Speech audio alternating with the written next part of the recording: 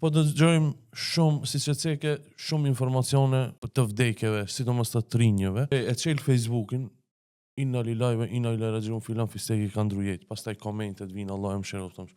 Sa e kryin ata e shen një vdekje tjetër, një i ri, një ma plak. Facebook u ka mbush me informata nga familjarët që ka vdek filoni dhe fisteki. Ai vdekja gjithmonë ka qenë, po a pse është Facebooku, se di shka është problemi, disa thojnë për vakcinave, janë shtu vdekjave, vakcinave anti-Covid, disa...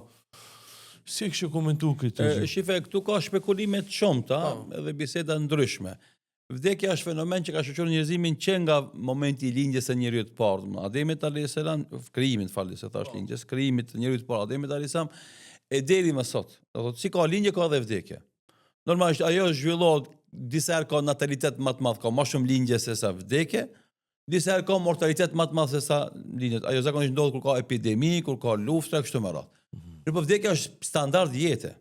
Edhe problemi më i madh i njerëzimit është që nuk doin me kuptuar se si gëzohemi na vdekje, lindjes dhe jetës, ashtu duhet të mëkojmë përgatitur me u ballafaqohet me vdekjen, sepse janë fenomene që e shoqërojnë njerëzimin që nga fillimi i vet deri në fund të jetës kështu ka më qenë. E tani pse na ballafaqohemi më shumë informata mbi vdekjen ose mbi njerëzit që vdesin, është për shkak të medias bashkëkohore, për shkak të komunikimit masiv. Për shembull, përpara për ta marrë vesh se në një fshat periferik të Shkupit ka vdek dikushi, është dashur me kon në atë fshat, në atë moment që ka vdek ai për me marrë vesh, përndryshe që ti kishe marrë vesh një javë apo 2 javë apo 1 muaj më vonë se ka vdek ti në Shkup që jeton, se dikush për shembull në një fshat periferik të Shkupit ka vdek, duhet 1 muaj kohë me shku. Tash në real time që quhet, në kohë reale, ti je në Shkup, edhe din kush vdes për shembull në një fshat malor të Karadakut, në një fshat malor të Karshjagës, në një fshat domethënë të largët të Dërvenit, që në Shkupit të pi çaj, kafe në qarshie merr vesh. Shkaku i Facebookut, shkaku i internetit, shkaku i komunikimit masiv që ndodh. Interneti, Facebook, rrjetet sociale, mediat e kështu me radhë. E të kalumet të s'ki mujt me ditë këtë vdekjet që kanë ndodhur në Shkup dhe periferi. Sot mundesh me ditë këtë vdekjet që ndodhen, normalisht dukon shumë. Ama ato edhe në të kalumet kanë ndodhur njëjtë. Po ti e dyta është që ti s'ki mujt me kon pjesëmarrës në varrimin e X-it apo Y që kanë vdek, që ti i ke njoft, sepse si ke njoft kalume, tash i njeh për shkak rrjeteve sociale, shembull ka njerëz që shkojnë në varrim të X-it apo Y që vdes se e kanë mik Facebook. Po. Do virtuale ka mik. Po mu më ka ndodhur kjo. Ama kur i ka vdek ai miku i tij virtual, e kanë një veten si detyruar me shku me respektu gjenazën e tij. Përpara ti s'ke pas misi virtuale, ke pas vetëm misi reale. Nëse ke njofti realisht edhe mërzia do të kon më e vogël gjithsesi, edhe se keni veten detyruar me shku. Kështu që vdekjet janë standarde, nuk rritet zvoglohet më tepër për luftrave. Muhabeti i vaksinave është akoma në fazë shpekulimit, ka muhabete pro e kontra, është debat shumë i madh, në fundit na jemi hoxhallar, është pjesë e jonë që na më elaboru, është puna e mjekësisë, organizatave ndërkombëtare të shëndetësisë, mjekëve ekspertëve të kësaj lëmie, ata mund me folë me përgjegjësi, na çat flasim kam me shpekulim, është besoj që e panevojshme, jo populli thjesht me fol për këtë temë, po edhe na që jemi hoxhallar s'kemi drejt me fol për këtë temë se nuk është tema jonë, është tema e mjekëve edhe ekspertëve të imunologëve kështu me radhë. E vetme arsyeja është kjo, domethënë përhapja e komunikimit masiv, telefoni, interneti, rrjetet sociale, ata kanë bërë që na të kuptojmë se ka vdekje reale, vdekja është e madhe, ashtu sikur se ka edhe lindje të mëdha. Ajo që unë mendoj se më e rëndësishme se ky element është që ta kuptojmë se gjithë neve na shoqëron vdekja vazhdimisht në jetë. Edhe në moment saktum vjen momenti që ti më drejtohesh me Allahut, ajo që më ka mbrenga jonë është ti me çka kemi shkuar te Zoti, çka kemi marr. Cili është kapitali që ti ke me marr me vete kur më shkoj te Zoti. Ne po është interesante se edhe te trit ka disa vdekje që po i kuptojmë, po i marrim vesh, s'kan qenë hiç vetë smut. Domethënë pa pritje në zyre të punës. I ri, djali i ri, domethënë ka vdek. Zotën, vdekja nuk shkon të gjithë me paralajmërim. Shumica dërmues shkojnë pa paralajmërim. Janë rastet e rralla ato që shkojnë me paralajmërim. Domthonë smundje e gjatë, paralajmërim me smundje për shembull fatale, kancer e kështu me radhë. Edhe ata ka raste shumë pyetëve që kanë pas kancer dhe ka qenë një lloj paralajmërimi për vdekje, po u shëruaj, ka jetuar edhe 20 vjet mas. Po. Edhe andaj na duke pas parasysh këtë fakt themi se besimtari duhet vazhdimisht me kon i përgatitur me ballafaqim me vdekjen. Nuk ki nevojë me qenë i smund për me vdek, nuk ki nevojë me qenë i urritur për me vdek, Nuk i nevoj me qenë i burgosën për me vdek, nuk i nevoj as me qenë luft për me vdek. Kjo është shumë shmërënësi me kuptu. Se në luft mund është me shku jo një luft, për shumë lufta me marrë pjesë edhe mësë me vdek. Mësë mu vra. Me shku t'in shpinë tonë edhe mu vra. Unë e kam një shembull, për që kjo është punë e kadereve, caktimeve. Kur ishte lufta e Bosnjës në Bosnjë, në ish Jugosllavi, një pjesë e bosnjakëve patën emigru në Jordani në atko. Realisht, një vlla dhe një motër patën me gjallë për gjithë familjes që i kishin masakruar në Bosnjë. Edhe ata si refugjat largohen për Bosnjës edhe gjenë strehim në Jordani.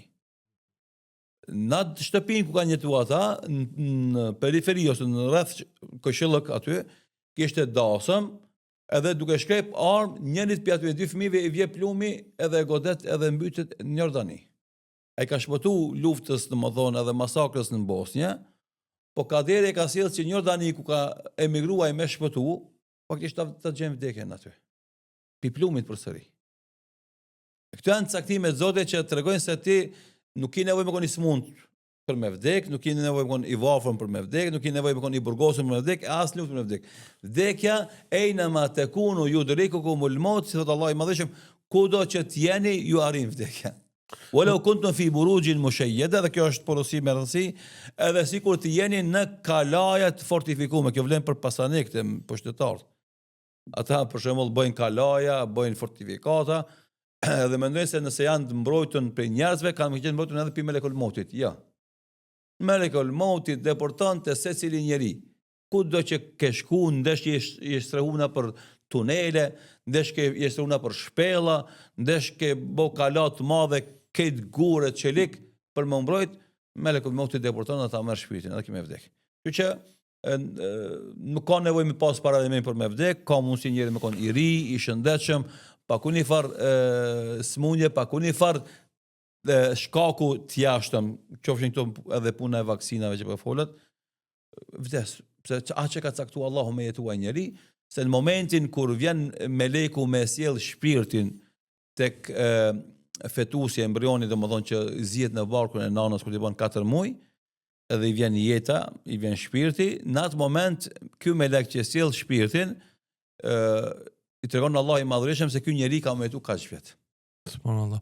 Isha tu menu 5 vjet, 15, 20, 25, 30, do thot Allahu e din, edhe melaqet që kanë këtë detyrë e din, na nuk e dim gjithsesi. Isha tu menu kur e ceke luftën, domethënë edhe lufta nuk ta sjell vdekjen. Asnjëherë. Isha tu menu për 2 persona, për 3 persona në fakt. Një është ju, Hoxh Bekir Alimi, që keni marrë pjesë në disa luftra, edhe 2 persona, Hoxh Fatmir Latifin edhe Bekim Dashin, drejtorin tonë. Domethënë, ata kur kanë pas incidentet, Bekim Dashi dhe Fatmir Latifaj, 2 invalid luftës të qëpës. Kur kanë pas incidente aty u konë bombë, u konë vdekja afër shumë, opton. Bekimi është pa një kamp që 30 vetë, po sa produktiv është që 30 vetë. Këtë kjo nejtë që e punojmë është rezultati vllau ton Bekim Dashi. Atë kena drejtor, kompjutera, kamera, incizimet. Këtë jena produkti i Bekimit. Domethënë, vdekja nuk është në luftë. Gjithsesi, do të na aty janë 2 raste që unë kam përmend në biseda jo formale me shok, momentin kur ka shpërthy granata, do thot edhe është lëndu vllai jon Bekim Dashi, kam qenë afër tij, edhe ai është lëndu neve s'na ka ndodhur asgjë. Në momentin njëjtë kur ka shpërthy granata dhe është lëndu Hoxha Fatmir Latifi, jam kon afër tij dhe mos më ka ndodhur gjë që ka ndodhur atij. Kjo është dëshmi konkrete, me thonë se domethënë granata mund të më ke qenë para teje, e X-in me godit, Y-in mos me godit, pse kaderi ka qenë. Po edhe nëse e godit, me gjallë, edhe me kom produktiv 30 vite. Kjo është pjesë e parë, domethënë kaderi ka qenë ai më godit jo ti, që je afër atij. E dyta është që domethënë pastaj invaliditeti që e ka shkaktuar ajo granat, ajo bombë, ajo minë, nuk e bën njeri më pak produktiv kur ai shpirtërisht, mentalisht është i vullnetshëm, ka entuziazëm, ka dëshirë për me kontribuar. Dhe fatmirësisht të 2 personat e përmendur që me të vërtetë janë burra që meritojnë shumë lavdë dhe shumë mirënjohje nga gjithë populli shqiptar. Normalisht ata meritat i kanë te Allahu fillimisht, edhe kjo është më e madhe. Edhe kjo sigurisht ata i intereson më shumë se çdo gjë tjetër, por na si shok tyre, si bashkëpunëtor tyre, si bashkëluftar këtë rast tyre, duhet me tregu se është një nder i madh i jashtëzakonshëm për kombin ton shqiptar prania e këtyre dy burrave që u përmendën me emra, Bekim Dashi dhe Hoxha Fatmir Latifi, sepse të dytë me gjithë invaliditetin që ka shkaktuar lufta, ata as janë zhgënjur për jetës, as e kanë humbur vullnetin, as moralin, ata përkundazi kanë vazhduar për shembull punët e veta, shkollimin e vet, kontributin e vet, bile jam i bindur se i njoh dytë edhe para lufte edhe mas lufte. Mas lufte janë bërë edhe më të dobishëm, edhe më efektiv sa kanë qenë para lufte. Edhe kjo është mësim edhe porosi për gjithë njerëzit që pa marrë parasysh çfarë rrethona mund të lëndohen apo dëmtohen, se ti nuk ki nevojë me u blloku edhe me u mbyll vetvete pse ki një smundje ose ki një dëmtim ose ki një lëndim ose ki një invaliditet, domethënë, se kontributi mund të më qenë edhe më i madh pas invaliditetit sa para asaj. Vullneti, mbështetja në Allahun e Madhërisëm, dëshira për fitu kënaqësinë e Zotit, dashuria për popullin e vet, për vendin e vet, për të kontribuar këtij vendit, atë i bën bilet veçantë, i bën jashtëzakonisht suksesshëm, edhe normalisht invaliditeti kanë herë shndrohet për shembull në hapje dyrëve, se njerëzit e shohin me sy të mëshirës edhe të respektit, edhe ajo që dyrë të njerëzit që ata me kontribuar dhe më shumë, kurse është shembull të Hoxha Fatmir Latifi për shembull, që njerëzit kur e kanë shohin atë sakrificën e madhe që ka dhe atë krenarin që ka me sakrificën edhe nuk ndihet inferior as i kompleksuar pse i mungon dora. Po. Dhe kur ai për shembull merret me pajtimin e gjaçeve, pajtimin e familjeve, njerëzit domthonë ndihen të turpnum para tij, ka fliju, ka sakrifiku, tash ka ardhur ai neve për interesin ton, faktikisht me na pajtu, e si na mos me pranu këtë mediatim, këtë ndërmjetësim të këtij hoxhe. Dhe Allah i shpërbleft, ju jap shëndet edhe ymër, e vazhdojmë me kontributet e veta, e i kemi në mesin tonë edhe shumë vite, atë që ka caktuar Allahu i Madhërisëm, e shkojnë te Allahu duke qenë Allahu i kënaqur me ta. Amin.